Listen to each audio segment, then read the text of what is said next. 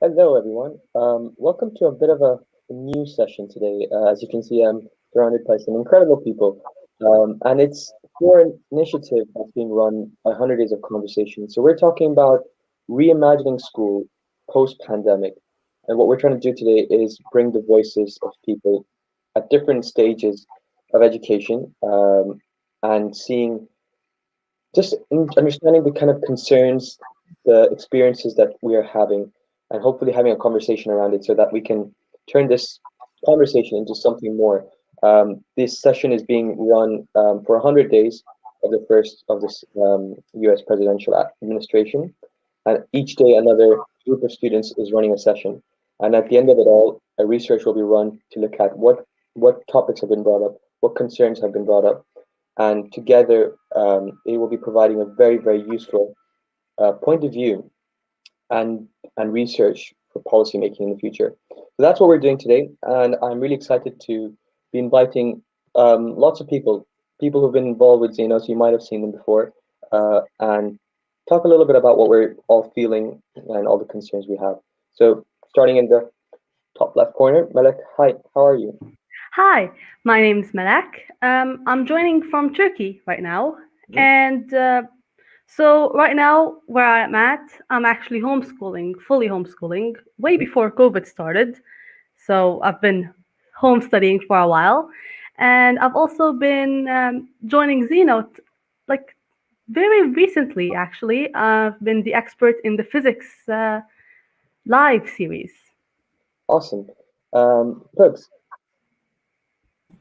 Yeah, hey everyone, I'm Pugar. I am currently doing my third year of undergrad in physics in India right now. I have been involved with ZNotes for the past 2.5 years, setting up and running the Discord community. And I'm excited to be here. Thank you, Pugs. Ivan? Hey everyone, my name is Ivan. So currently I'm doing research in mathematics, but I completed my master's at Cambridge and my undergrad in Australia here. And currently I'm based in Australia. I help with ZNotes in the math area, so the GCSE math, and that was quite fun. I'm looking forward to continuing more with higher kind of math things with ZNotes to do some new things with that. So yeah, that's my introduction. Thank you. Aishu? Hi everyone, I'm Aishwarya and I'm doing my first year in physics and math in the University of Manchester right now. And I'm also the content lead for ZNotes and I've been involved for about a year now.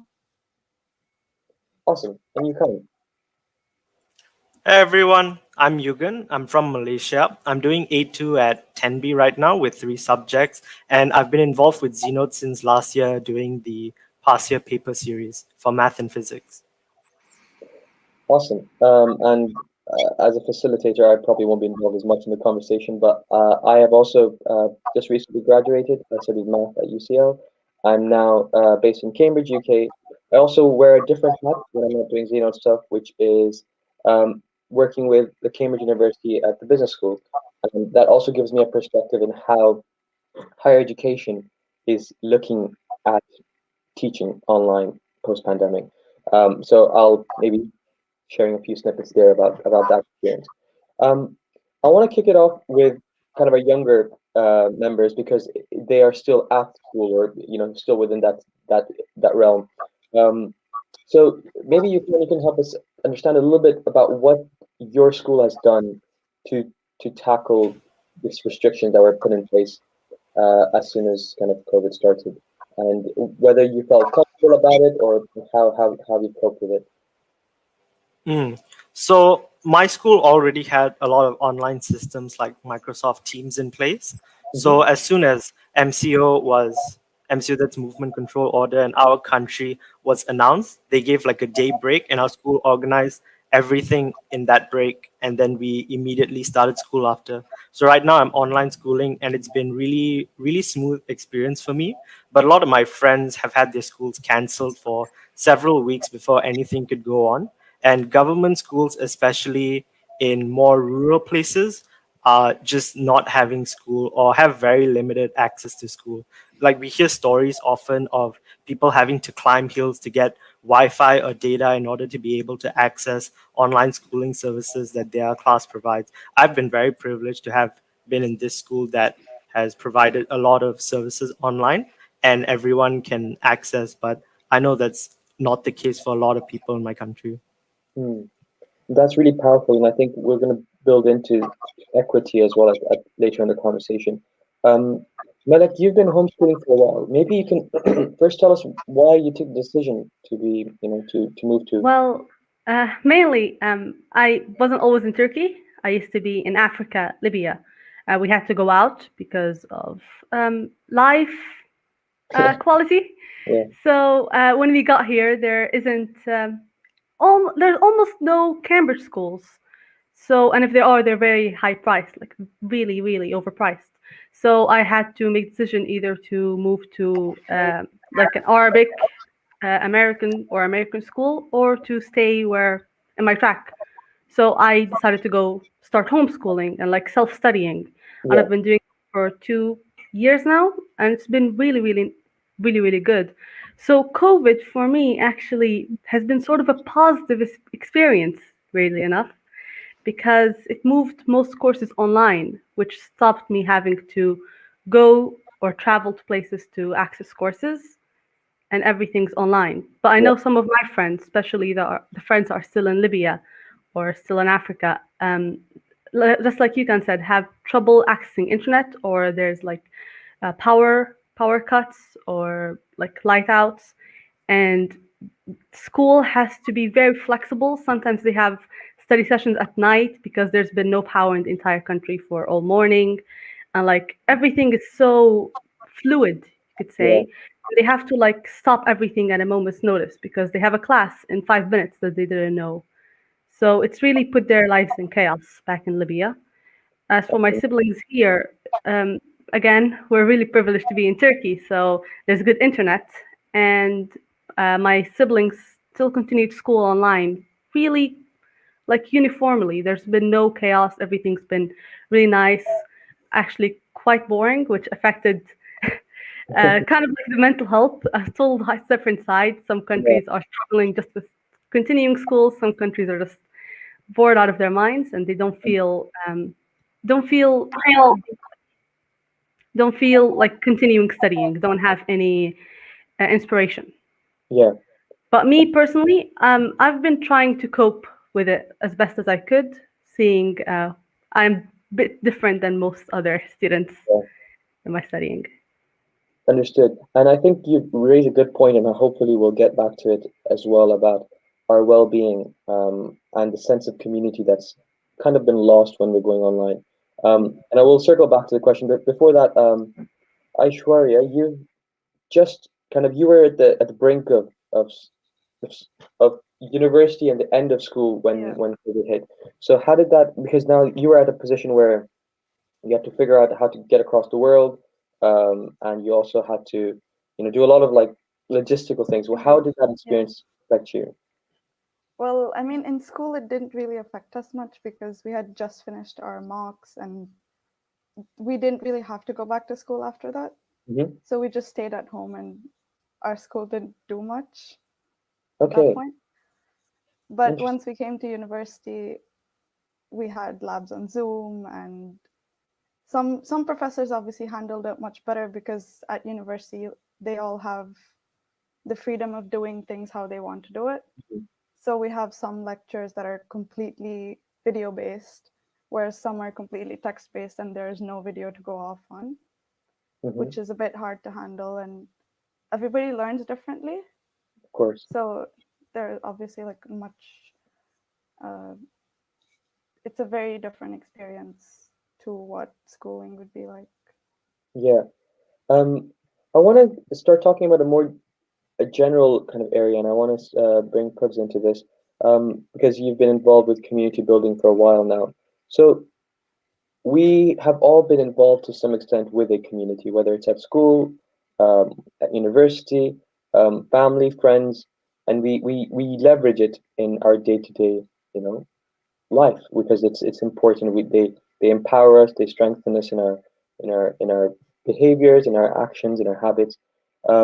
So what makes a thriving community? That's like just a very overarching question. And in all of the different places you've been associated with, what is it? What are the key things that you think that makes sense? That's why I want to belong to this group of people. I think the most simplest building block of a community is just they're all vulnerable to the same thing. And I think that's what binds people together in almost every scenario. For school, it was always, and it's always easier to bind together with people you're sharing activities with as well. So when you're vulnerable in a particular type of activity, you get together, you form a group, and that slowly grows, and that becomes a community. And that's how I have sort of been looking at communities for a while. So for an example, in school, we were trying to get this project started with, we were trying to help the neighboring community get water. So you might wonder, why would a school go out its way to help a neighboring community? It's just based on vulnerability, and it's just based on going through life. So I think that those are the two elements that make a community. Yeah. So it's about people resonating with a problem or a challenge or shared activities, and it just binds them together. Ivan, you've talked a lot about, the challenges in education. You talked about it at your TED Talk a couple years ago now, for math and education. I guess a similar question about community, but more individual. What do you think constitutes as a good life? And based on kind of you're a bit more, you've been around the world a bit more than most of us. So you've experienced it from the perspective of a school student, an undergrad, a postgrad, a researcher. What do you think what are the kind of, again, maybe not key things, but what makes you feel like how can one be living a good life? Ivan, one sec, you're muted. Oh, okay. You mean living good life in like these circumstances then with the COVID? Well, maybe not in the circumstances, in general. Right. Okay. Yeah. Okay. So with education and like what I think is kind of where education should be heading, is that kind of what we're looking at? I don't want to go too off topic here. So is that what I should talk about? Yeah. Go ahead. Okay. Right. Yeah. So so in my TED Talks, I was speaking a lot about that I think the sort of key things we should be fostering in schools is creativity as a kind of basic thing that humans have that really leads us to innovation and to create new things and pushes humanity forward in the right direction. So the problem I saw with how schools are being kind of run is that a lot of the time it's focused on like memorization. It's focused on learning things verbatim as to what the teachers say in order to get the best mark. In that case, you then get a situation where people are then afraid to be wrong, because being wrong means you get not as good mark as other people that just follow what they're being taught, right? Yeah. So I was kind of concerned about that, because I think the two things that really push humanity forward is failure, because failure, like lots of people fail and then they figure out what the right thing is from their failures. If you learn from your mistakes, that's a really good quality. And the second thing is that the things we're focusing on, especially now that we're moving to a world that's increasingly reliant on technology. And we're seeing that now, right? Like we've all moved to technology now, and it's gonna be a trending pattern through the years to come. And so in that case, I thought that it would be really silly to try to focus on these kind of old school things like memorization and things, and try to make people focus on that other aspect that separates us from technology, which is being able to be creative and imaginative and have So I think that's really important for the steps to come, figuring out a way in which we can develop a curriculum that is going to foster those things. To embed creativity into it, yeah. It's a challenge that I think most, not just schools, but even education institutions at different levels, and then going on to the world of work, where creativity is such a crucial part of building new things, and yet we're still stuck within the box of what is required. We're very, very, we want to create very how am I trying to put it? Almost like a factory producing the same item over and over again, and yet humans are best at creativity. That's what we should be fostering. Exactly. I want to take this up to the environment of a school, and thinking about the role that schools should be playing in empowering us, in giving us a good life, in educating us, but also in giving us this sense of community, which Chris mentioned that he was, you know, involved with activities that were beyond just those four walls of a school. I want to come back to you because you're still at school, and you have a school which is really very, very caring, and is actually providing you a lot of services and technological infrastructure to keep you going. But even before the pandemic, or currently as well, how did your school provide this thriving community aspect, and how could it be improved? So that sort of aspect was not really included. Like all we did online was carry out lessons. Like, because all the school really tried to do was try and have lessons online. There was nothing too much about building the sense of community that you could get at school. So like at school we had like a common room where we could talk and like just meet each other and things like that, but you couldn't really do that online. So we had meeting rooms for lessons, and then when we had free periods we kind of just did our own thing, and we never really talked with each other. So because of that, I found myself talking to my classmates a lot less, and the only window I had without organizing anything was during lessons. I'm really not sure how the school could improve that, because online it's very hard to have that sort of same thing going on. Yeah. And to have the school provide something for your personal life, it's quite unsettling for, I think a lot of people in my year would think that. So yeah, we just move into our own little friend circles or just by ourselves when there is a lesson. It's almost like school forces you to talk to people because you're in a small room with them, and then being alone is kind of awkward. So then you talk to people, and going out of that comfort zone helps you meet new people or make new friends.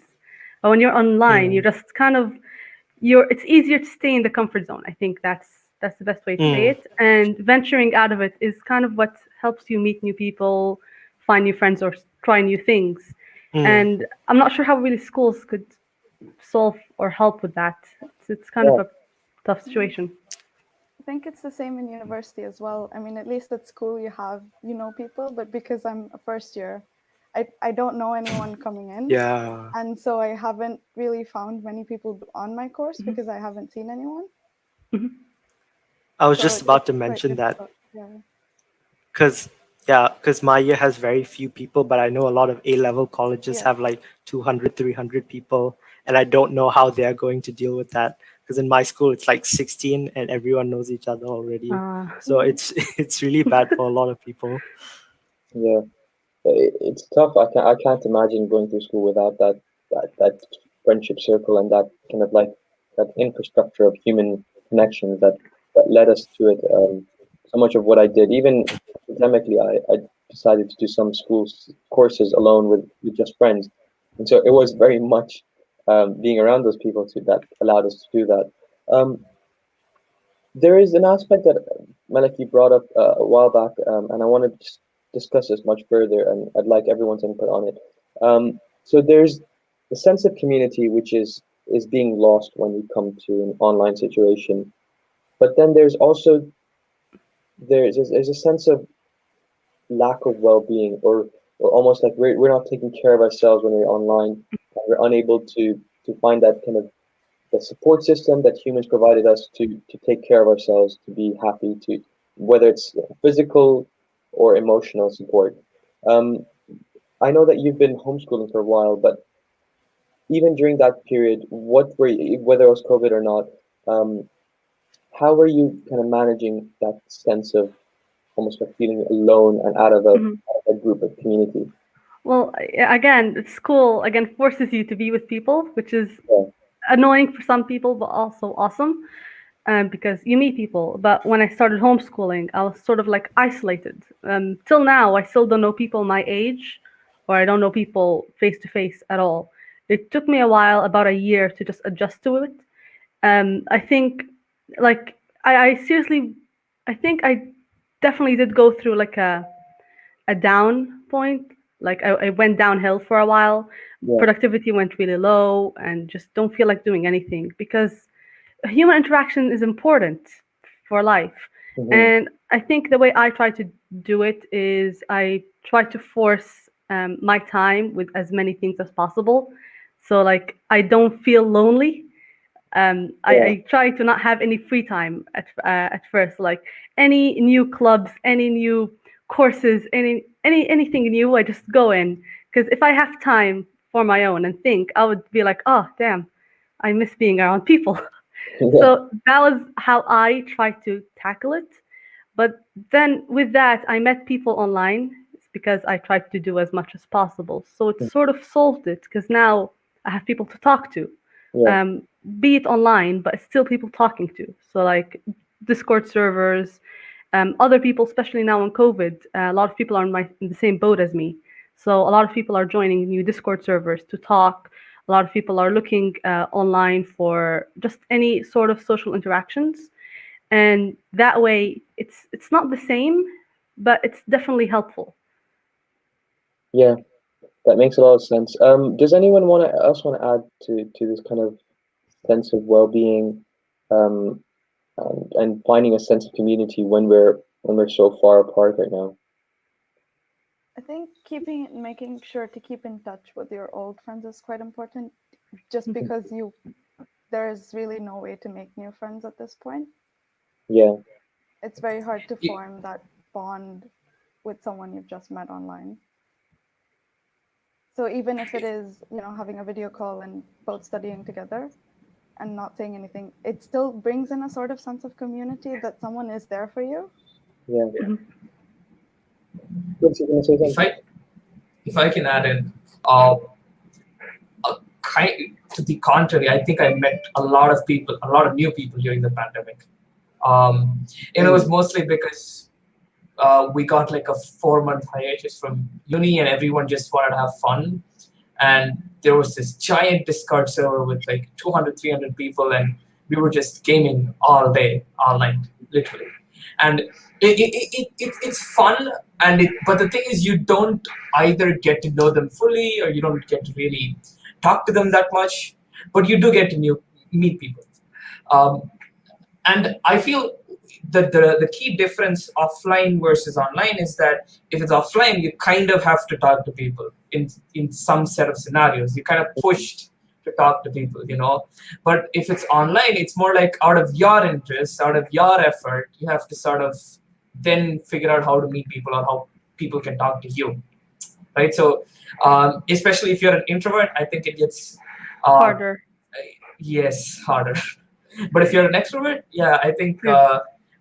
I think there's a bunch of ways you can figure it out. But it's got its pros and its cons. But Yeah. this is pretty much my experience. Yeah. So basically, online it's easier to meet people, but harder to make friends, Yeah. sort of. Yes. Yeah. Yep. Yeah. Otherwise,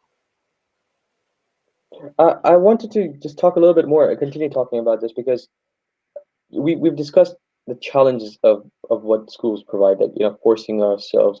I don't know if you ever had teachers who made you sit next to a certain person in a class and had a table chart and stuff, which was not fun. But at the same time, because we were like being put into these social situations, we started to learn more about ourselves, to engage in conversation, to learn more about other people around us. Um, so there are pros and cons. In this online situation, school isn't providing much in the form of community building. Very much everything that you've told me today is that you guys took it under your own initiative to do something about it, to form those, group chats or group calls to keep each other motivated. Now we're talking about post-pandemic, and we don't know where it's going to take us. We don't even know if the pandemic or the situation is ever going to leave us completely. There's probably going to remnants of it throughout our lives. But we're imagining now that we're at almost like a reset, but by the situation, what would we do differently so that we can have that sense of community, but it's built in such a way that schools do it better or we do it better. Does anyone have any ideas about what you would imagine how it will be implemented in the future? Well, I think some of my professors have done that quite well in the sense of the written materials that they provide us. It's very good to go back and look at after you finish your lecture. So you don't need to watch the whole lecture again, and you can always find text. It's always easier to read text when you're in a hurry. So that kind of blended learning approach is something that will stay and that kind of should stay. Something that we should take out of it, but the fully online part is clearly not working. I also be like live aspects to it. Yeah. I think there's two things that would stay from this. One of it is in the academic, like Ashwa said, academically and socially. So academically, if and when I go back to school, which in my case would be university, one thing I'm more used to now studying online. So if I do right now, most of my studying, which even with studying online and teachers, is on YouTube or on Khan Academy or something. So we're just used to it now. So even if we go to school and something is lacking, we used to in the past, like if you have a teacher and you don't understand from him, you're stuck with us. You can't do anything.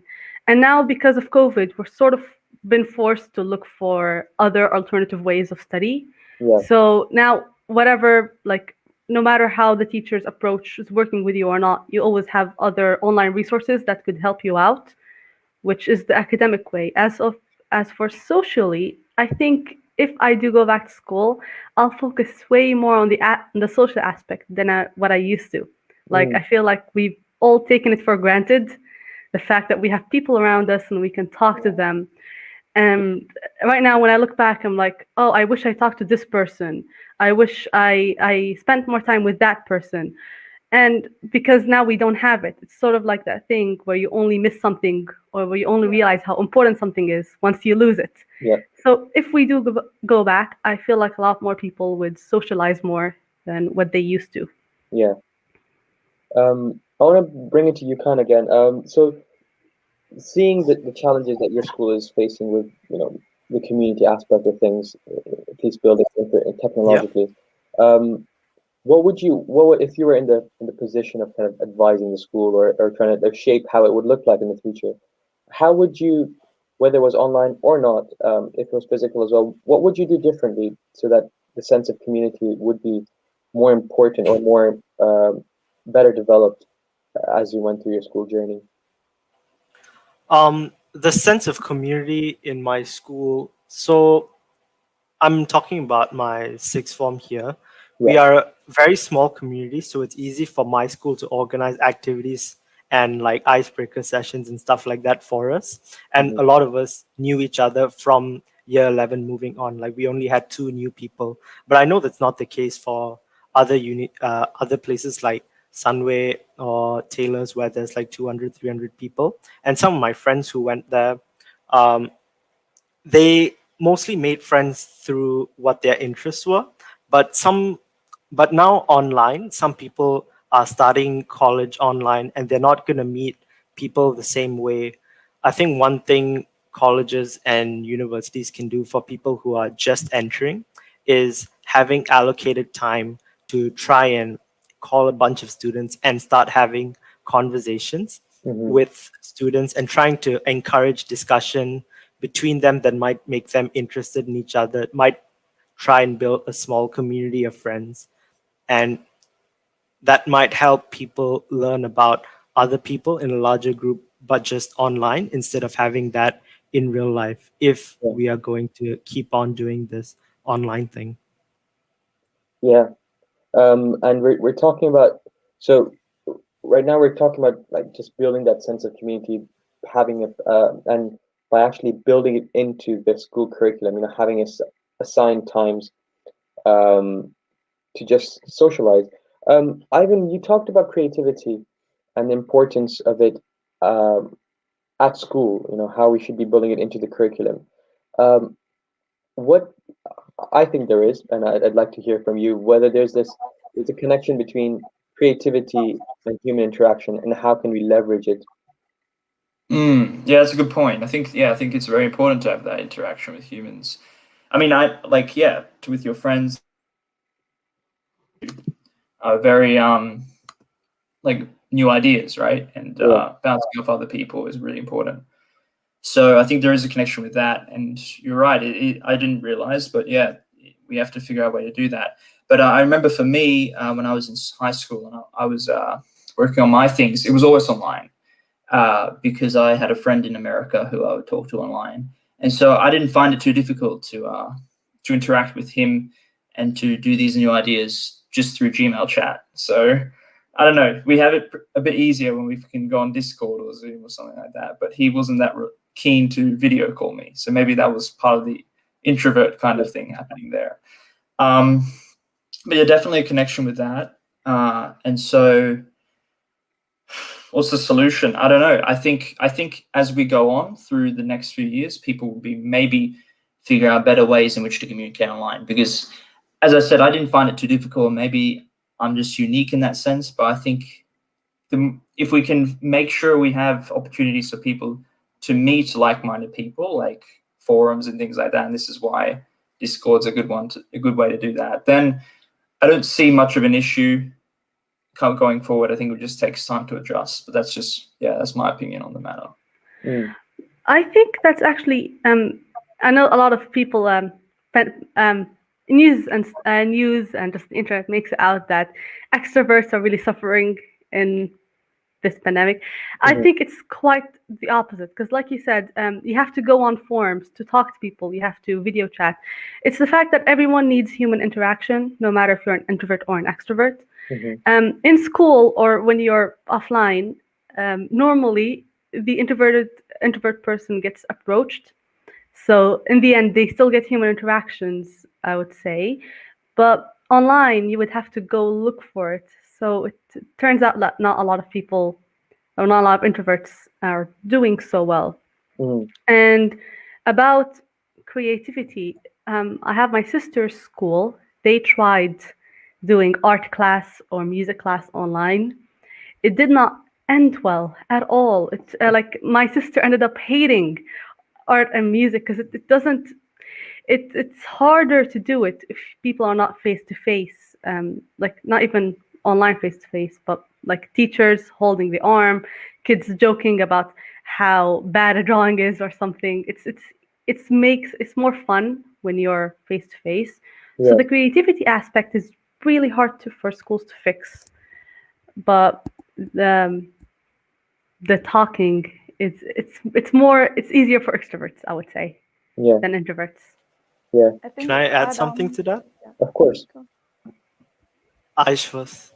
Okay. So I think to add on to Ivan's point, to be creative, you need to be inspired a bit first. You need to have that motivation in you. And now when you're just rolling out of bed and joining a Zoom call and not necessarily having your video on, you have no motivation to actually do anything.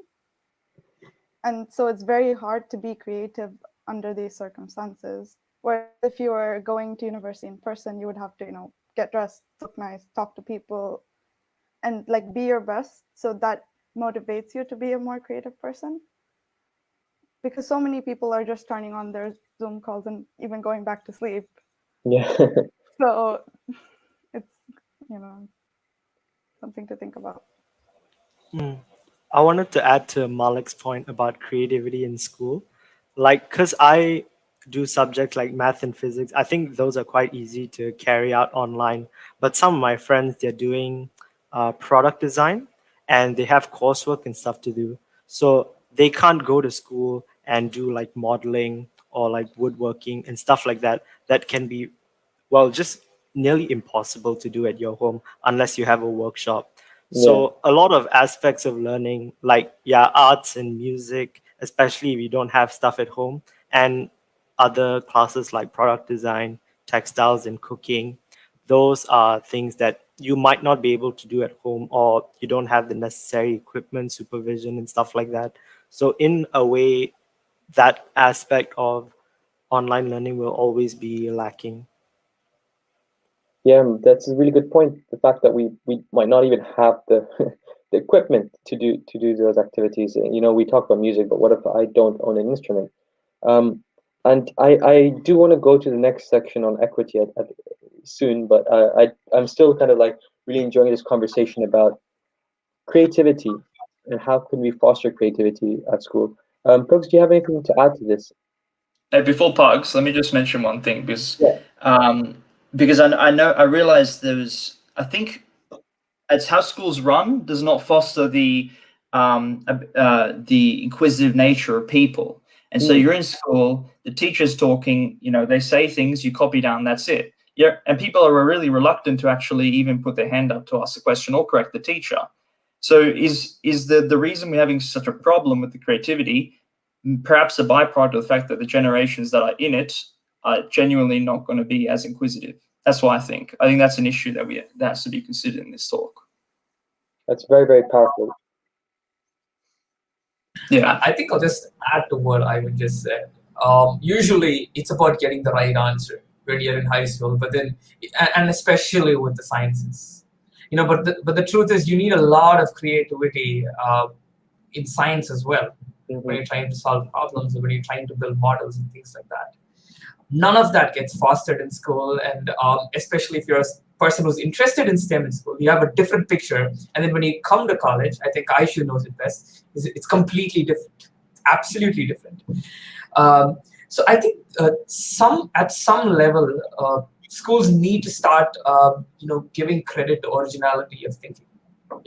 It's already there with respect to the arts, and it's already there in project-based endeavors like product design and things like that. But it's completely absent in STEM, and that just makes people think that STEM is all about just learning things, storing things, and spitting them out at one point. And people either end up dropping out, or we end up getting really, really horrible quality doctors, engineers, and people who are going to design the future at the end of the day, right? So something needs to be done about that. Yeah. If I could actually add to that with a personal experience, in school, before high school, I used to have a physics teacher. Same thing, rules, correct answer stuff. I'm a bit of an out of the box person. Long story short, he hated me because I asked questions that were like so, you'd say, insane, that he didn't know how to answer them, and just would think that I'm trying to put him down when I was actually curious why. So I ended up actually hating physics. And then the teacher changed, and I got a new one who made me love it again. He kind of looks at it as a creative way. So when we talk about creativity, that's a good point. We can't only think about art, music, and the kind of the classical sort of creativity that we always think about. There's creativity in anything and everything you do. It's just about how you think of it. Anything that's made, everything we have now, had to have someone who thought, hey, what if we had this? That requires creativity. So whatever the thing is, you need creativity in it. I have this incredible window cleaning operation going outside my window right now. So great timing. I'm loving the direction of the conversation. I have to say, this is something that, which is like, it's not even about online or offline. It's about fostering creativity at school, whether it was through pandemic or not. And I think we're coming up with some really important points that are often, so in many ways, online is potentially giving us an easier way to communicate with people, right? It's providing us a more flexibility in when and how and where we speak. But if we don't have that, and I want to go to Pugs's point where he talked about if the generation, or Ivan said about how if the generation has never been inquisitive, how do you foster that creativity, whether it's online or offline? If it's it doesn't matter where we are if we haven't built it into our approach our thinking. So I guess I just the reason I'm saying this was just to like highlight this point.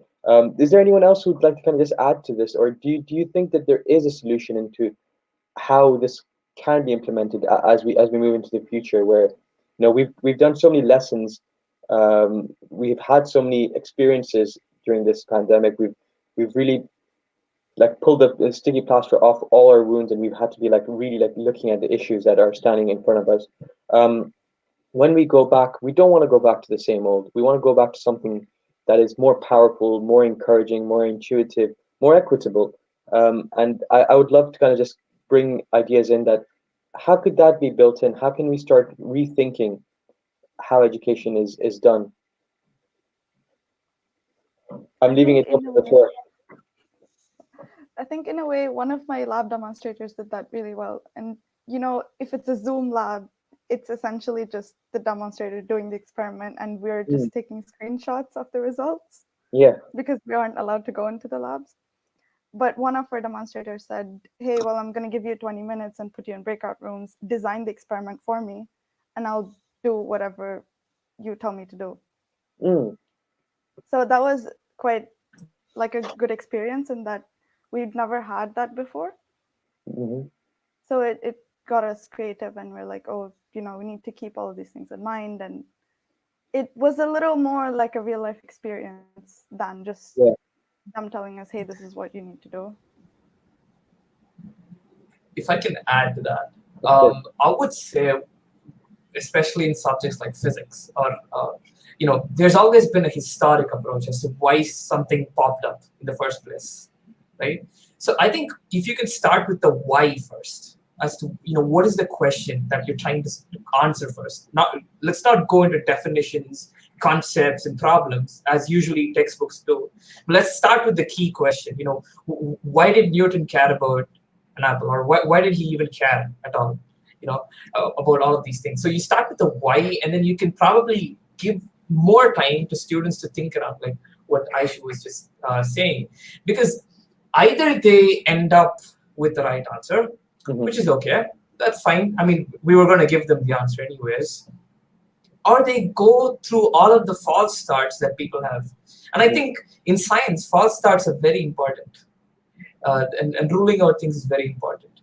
So if you can take a historic approach towards STEM subjects, that would be far more interesting, and that would probably steal some more people from the arts camp as well, who are probably arguably a little more creative than the people who are there. So Now, I've mentioned this about how it's important to foster failure, to allow it, to not give such a negative definition to it all. We have a question from the audience as well, and I think it really brings into the next bit I was going to ask, which was about as we're discussing this new model of education, what do we think? How would e-learning be implemented? Where we've learned a lot of things, and some things have actually worked well online, as many of you mentioned. Having certain things, having multiple teachers teach you, because and you can pick and choose the best experts. How do you imagine e-learning will be implemented as we go into post-pandemic?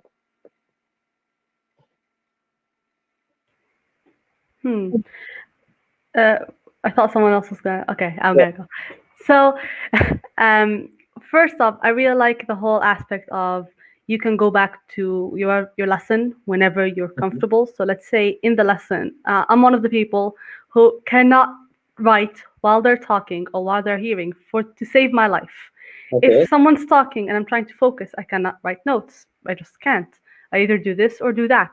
So either in lesson, when it was like normal school, either I try to focus on just writing notes and then I can't focus on what the teacher's talking about, or focus on what the teacher's talking about and I don't write notes, and I end up not having the notes that are important for the test. But with online, you can just have the notes that are like sent to the whatever medium you're using. So if you're all talking using, I don't know, a WhatsApp group or a Discord server, the teacher then sends either the lecture or the notes on there, and then you can come back whenever you want to. And if you don't understand something, you can check that. It stops people from, like, for example, asking questions that were already answered. Teacher, it's easier for the teacher and easier for the student. I would love if that keeps happening after COVID, as it just makes it easier for everyone to study and kind of like doesn't make it harder, which is the same thing. It's just more accessible. Yeah, and I think it's while we're still on the way there, but it's getting more inclusive into including more students in the learning process, because in class it was always only one way you could do it. Whereas if it's online, you can always have questions, you can have recordings of lectures, you can have lecture notes, and so it's getting better. We're still getting there, but it's a good start. Yeah. It's the asynchronous which is also being added now. Can you say that again? Sorry, couldn't get that. It's the asynchronous aspect which is really powerful as well. Yeah. The fact that you can come back to it at different times. Yes. Hugs, you can. Jessup, Yeah.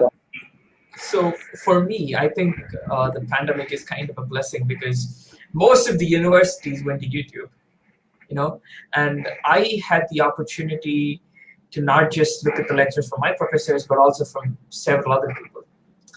And there was this one summer program that I'd been waiting for 6 months to apply, and then I applied and I got rejected. But guess what? They uploaded all the lectures. Now I can go and have a look. I can learn on my own. I can learn at my own pace. And I think it's opened up a lot of avenues for self-learning. You can just pick any subject at this point, and there's something out there. That's good. But one thing that I would like to see pop in with schools and universities is probably more, open-ended questions that would you could give people a time. You don't have an exam for 3 hours. Gosh, that is, I think, the worst thing that people should be doing. People should be doing that. It's pointless. I remember something for 3 hours, but then you asked me something from last semester. I have no clue. So it's moot. So instead, they can focus on open-ended questions. People can take the questions with them home, or they can take 48 hours, or you can take a week off and work on them, and maybe even work on them as a team. Doesn't matter. In that case, they get to upgrade the questions as well. They can make them tougher. And heck, if the professor is working on something, and if one of your answers actually leads to something in their work, that could be useful for the professor as well. You can build things this way, and probably open book exams, as they're calling it in India, which is you do have 3-hour exams, but then you're allowed to refer, only that the questions will be harder. More of those things, I guess, would be useful going forward. Yeah. Can I add? Of course. Going back to that question directly about how e-learning will be implemented in education. I don't know about other countries, but people in my school and in my country, we had this short period where we were allowed to go back to school, but also have an online option. And the majority of people went back to school. A lot of people did not like online learning, especially since it was very new to my country. So I think that's something schools should take into consideration, whether people actually like it or not. Maybe you guys really like it, and I also really like it. I was one of the few people that actually stayed at home. But a lot of people still don't like e-learning. And yeah, that's just something for schools to consider. I think it's I think that was to change, because people like to do things that they're used to. Yeah, but still, the element of choice is very interesting, because when I got that email, I was like, wait, I get to choose? Because I don't think you get to do that always. Because usually it's like, hey, you get this one lecture, one professor, and you have this one TA session, and that's how things usually work. And this time, there's the element of choice. There were too many choices at sometimes, and that's interesting. And I think that's something we should sustain going forward as well. The element of choice. Well,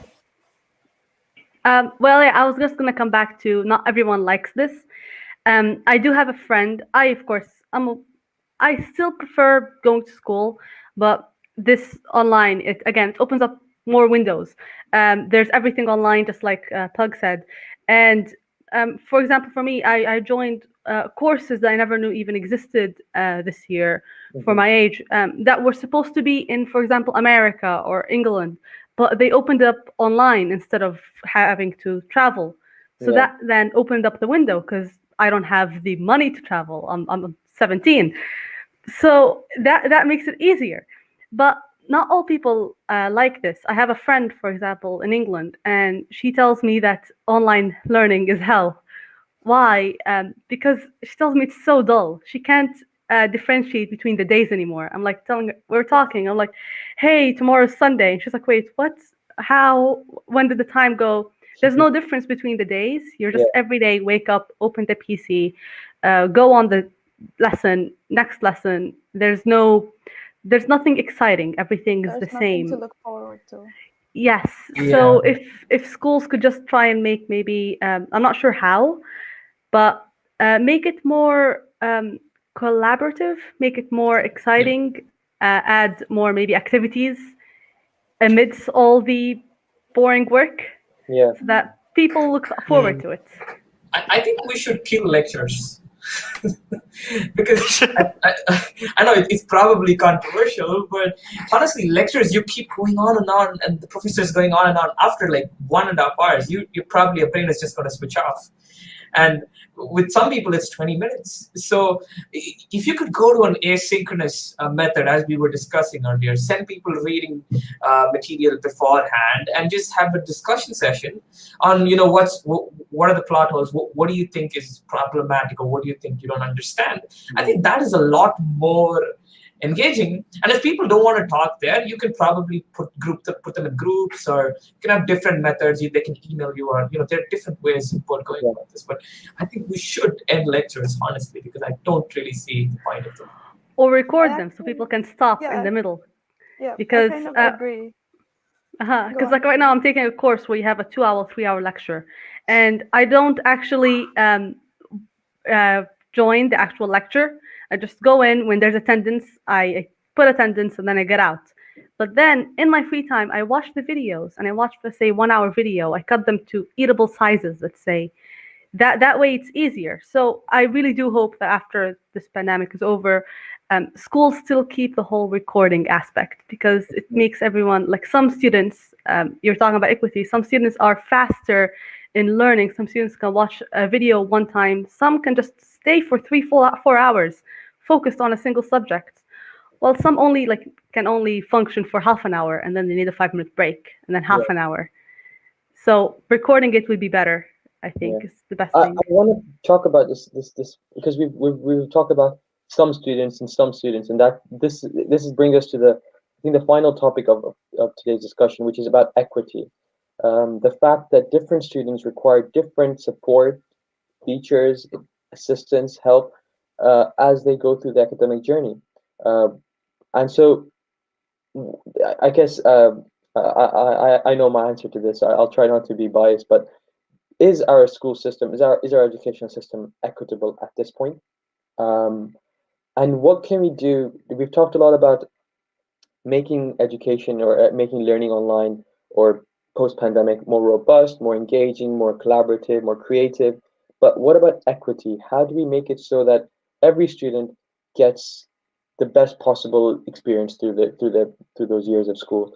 And we're talking about all the way from resource implication, financial hardships, to the fact that there are some students who have accessibility challenges, to students who have concentration or attention span issues, to those who have mental or health well-being issues. So I'm talking about the whole spectrum. Everyone is unique. Everyone has a different set of challenges. How can we build together an educational system or the approaches at school so that it is more equitable, so that every student has the access to the potential to do their best? Again, I would like to really have this kind of an answer, an experience, maybe your feelings about this topic, and then potential solutions that you'd like to contribute. And I want it from each one of the participants. So I'll start bottom left corner for me, Ivan. Okay, yeah, so I think, so we're on the ZNotes channel, right? We're talking about this, but the reason I joined ZNotes was because when I spoke to you in Cambridge, we both had the same idea that in order to be equitable, we need to figure out a way to make online education like really good and foster creativity, all these things we talked about earlier. So when it comes to that, I think that online coaches will be like instrumental into making education equitable across the whole globe. And I also want to bring up a point that when everyone's different, lots of people like myself require extracurriculars, like, and one of my fondest memories of school is extracurricular stuff, like competing in chess, like, and we, going to national competitions in that, and doing it as a team. That's something you can't really do in online, right? Like it's such a hard thing to replicate. And some people need to do sport, and some people need that interaction of being in a team and doing sport while they're doing their education. So yeah, the solution seems not to be solely online education, because that will remove a lot of the issues we talked about now. But I think having things like ZNotes and things like Khan Academy as well, and even like people posting on YouTube and whatnot all the time, having a system or a institution that decides, things will be free, accessible to everyone, and they're going to be quality content from good people. And I think Pugs mentioned something about like having teachers talk about historical aspects of it and why we care. The reality is that if you're going to have teachers that, and teachers do great things, but if they're going to do an education degree, then they're not necessarily even going to know what the historical reasons as to why we care about these problems actually are. So the fact that we have these systems where we actually have people that have done, higher education in math, undergrad or masters, or even a PhD, would mean that, and just the whole spectrum of subjects would mean that actually people will be getting those insights, and it'll be possible to actually make what we just spoke about a reality. But I think online will be key for that. But we still need to have that in-person aspect to it as well. Of course. Going to the bottom right corner, Yukon. I think for schools to be equitable, first, we have to make it accessible. At the start, I talked about how some people really struggle to have access to online schools. And e-learning is something that, requires internet. And in my country, where there's a lot of rural people, it's really, really hard for people to have access to that. So something governments can provide is, accessible internet for rural people, or basic internet services across the country before schools could be like fully online. And we did talk about creative subjects earlier, how they are really struggling online, like arts and music and crafts. And I'm not sure how something like that can be tackled online. That's something I just can't, wrap my head around.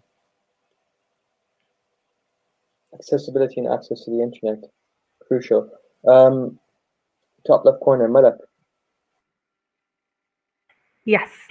Well, I'm actually gonna really similar to Yukon. So I'm not gonna talk about myself for a while, but where I used to live in Libya, where I have most of my friends. So internet is very rare, and as I said, there is light outs a lot. So and so basically, there's internet all throughout the country, but it's at different times. So it's hard to have an online lesson where everybody can have the lesson at the same time. So what they resulted to do is mainly two things. One is post the things on YouTube channels, or like videos. So then if you have strong internet, you know when to watch it, like everybody in their own time. And then people who don't have internet, they actually resorted to posting the lectures on TV, on a TV channel. There's a TV channel for like every school or so, and like major school. And then that's how they learn. So they've been trying to combat that a lot, because not everybody has the same internet, or not everybody has the same at the same time, right? And also another thing is basically how you said that some people have mental health issues, or need extra studies or extra time. So I really, really, really think that having it pre-recorded and in your own time, with maybe subtitles available for people who have trouble with hearing, because I have some friends who have hearing problems where they need to read subtitles. So this online studying actually helped them a lot because now they can read the subtitles while they're studying. While in school, you can't have live subtitles. It's Yeah. technically impossible. Yeah. So hopefully, right now, this is actually making it a bit easier with the whole recorded lectures where people can come back, either make it half the speed, double the speed if they think it's boring, stop it at any point. It's Mhm. it's more personalized. Yes, Yeah. that's the word. So that way it's easier to study. I think that's the main thing. Amazing. Yeah. Pugs, what do you have to add to this? I guess I'll just underscore things because most of the things have already been said. Internet access is primary. I think everyone deserves the internet at this point, and everyone should make their lectures and all of their materials. I think all of the professors should make it publicly available because at the end of the day, there's no point in reserving it for your own class. You're trying to teach. You're not trying to safeguard secrets, right? Mhm. So that would be step one. And step two would be to sort of, I think, tell people that these things exist. Because I have a feeling that mostly, especially in rural areas of my country, people are not aware of the opportunities that are being presented in the first place. And by the time they are aware of it, they don't have the resources, they don't have the time to reach out for it.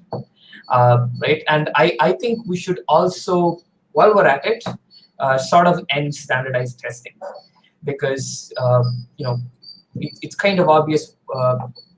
Obviously, we've closed down SAT right now because of the pandemic.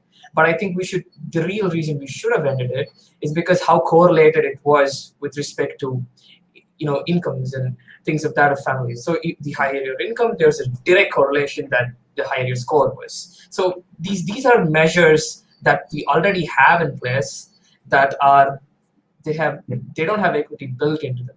So when we're sort of admitting people, when we're sort of bringing them in to our universities and things like that, we should build measures that take into account of their scenarios, their situations, and sort of remove these measures that are not of that sort. Yeah. I sure want to bring it to you at the end, and I would like to bring in a question from the audience as well, which is about, it is about financial inclusivity. It's about, what about devices and the access to the internet, of course, but also digital devices. How do we even access this stuff in front of us, especially when we're not part of big schools which offer devices as they're part of the school. So Aisha, maybe you can incorporate an answer to that as you discuss. Yeah, I was gonna get to this. So I think it's wrong to put most of the blame on schools. And when we talk about equity in education, it should go to governments because they're the ones who can cater to the entire country or to the larger population. Mm-hmm. Whereas you have to be enrolled in a school, like if Malak's homeschooling, then you can't really do that. So when we talk about equity, it should be that governments should be providing access to internet, or some government schools are broadcasting their lessons on the radio because that's something that most people, obviously now we don't have, but people who don't have phones and laptops and everything, they would have a radio. So it's sort of a different conversation and how you would get governments to recognize that these are issues and that they need to be acted on equally. Hopefully this conversation is part of this as well, because we're talking about this and we're thinking about how this can influence policymaking in the future. I think we're getting to the end of our session. It's been incredibly powerful and incredibly like big learning experience. I think I've learned a lot about what your thoughts are and understood a lot from your perspective. I guess I'd like to go around the room one last time. If you have any final comments, as we to the main kind of overarching question is reimagining education post pandemic. If you have any final words to add to that, I'd love to kind of like take those in, and then we'll call it a day. So anyone up to you. Open floor. Yeah, I'd like to start. After this pandemic, I think something that my country can learn is that everyone across should have the same access to education. The disparity in education between city and rural areas will really, really emphasize this pandemic, when people here could learn and when people who worked in paddy fields literally could not. So what Aish was talking about governments providing access. First, we should emphasize that everyone should have, no matter where they are in the country, should have equal opportunity to that education before deciding to provide them with the access to it. Mm-hmm. Thank you. Acknowledging it is the first step that we need to take, you know. Recognizing the challenge that we are facing. Yeah. And it's always about a balance. We need to know where it's too much of online or too much of in person. And it's like yin and yang. You need to have a bit of both. There's always needs to be a good balance between creativity and between, you know, being alone and being able to think and learn by yourself as well. Of course. Yeah. So I think, I don't know what the measures will be with regard to social distancing and how the schools can allow people to come back to schools. But assuming that is the case, I think we can't obviously take out school and in-person things. That has to be there, especially for the arts and what Malak was talking about. Like, we need that there, music and whatnot. But I think at least for my area of interest, which is the STEM fields, like perhaps the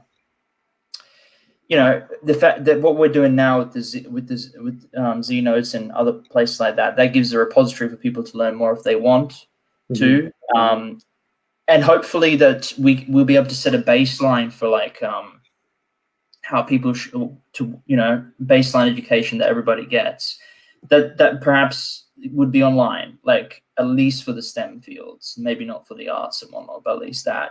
And so that would be part of the homework, maybe, to self-learn, like learn yourself that, and maybe classes become more interactive rather than learning more like, solving questions together in groups, learning that ability to be creative and in that sort of sense, and also asking lots of questions. Yeah. And maybe that's when you'll take away that failure, the kind of being worried about failing, because like you're not learning in that talk, you're just asking questions. Everybody asks questions, and maybe that's yeah. So I think there's a balance there that needs to be done. But I think what we're doing. Piggybacking from Ivan and Pugs, I do hope one thing is, as I said, sometimes in studying right now, we have teacher ask question, you have right answer, you answer the right answer, and that's it, over, done. Then you get the mark. Some other students are smarter in other ways.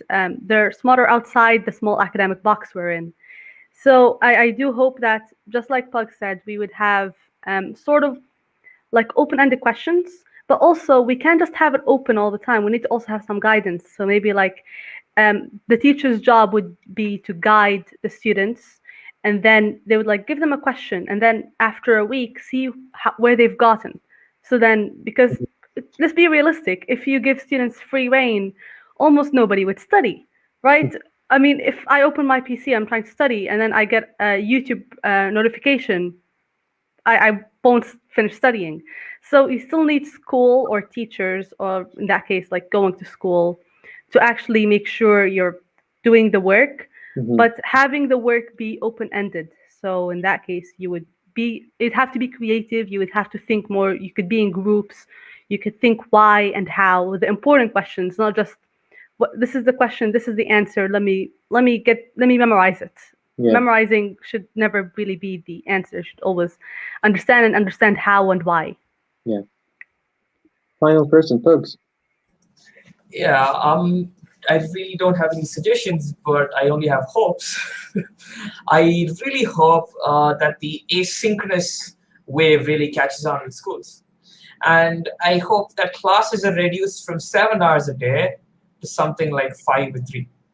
Because if we keep it at such a bare minimum level, or such a small level, I think people would have more time for self-learning and they would have more time for other activities where I think most of the learning actually, most of the growth actually takes place for a student. So I guess we'll see how it goes. Yeah.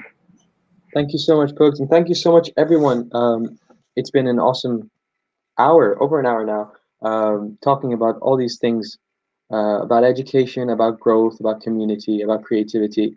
I hope that it's been an interesting experience for all of you. I think the perspectives that have been shared have been really, really enlightening, because we don't often hear from different groups of people at different stages of their kind of school and university journey. I'm really grateful that you guys all joined in. Thank you so much, and hopefully this will be a useful conversation that will guide future policy making and education initiatives. And thank you for the live audience. That's all for today, and hopefully we'll see you again sometime soon with Malak and Yukon and Ivan and Pugs hosting some sort of live session for you guys. So see you guys. See ya. Bye-bye.